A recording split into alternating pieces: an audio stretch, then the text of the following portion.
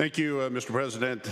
At the University of Michigan, after it was revealed that former Undersecretary Martin Fulbert was discovered using his position to coerce women working with him to have sex, a policy was put into effect stating that a supervisor may not implicitly or expressly initiate or attempt to initiate an intimate relationship with an employee over whom he exercises supervisory authority.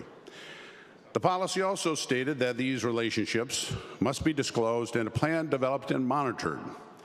Failure to report the relationship is a serious offense and disciplinary cause up to and including dismissal. University of Michigan President Schlussel was all about the implementation of this policy.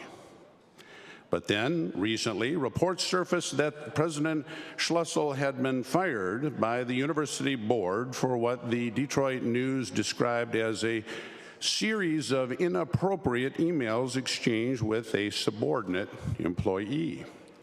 I guess the good president adhered to the old maxim, "What is good for thee is not good for me." This all occurred on the heels of the University of Michigan agreeing to pay $9.2 million to 8 women whom former Provost Martin Fulbert allegedly sexually assaulted during his tenure. If that wasn't enough, yesterday I read in the Detroit News that no less than 7 sex scandals have emerged at the university under Schlussel.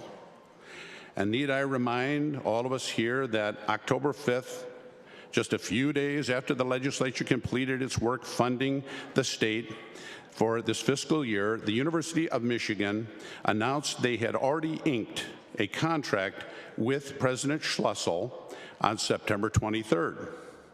According to an October 20th Detroit News articles entitled "U of M President Schlussel's Exit Deal Was Among the Most Lucrative Ever," experts say President Schlussel negotiated the mother of all golden parachutes. In fact, one expert said the article said it was not golden, it was a platinum parachute. At the same time, the legislature was still debating budgets, and university lobbyists were asking for increases in state tax dollars for the schools. President Schlussel had already fleeced the taxpayers of Michigan for at least another $700,000 in new compensation. And this deal could end up costing as much as $10 million when all is said and done.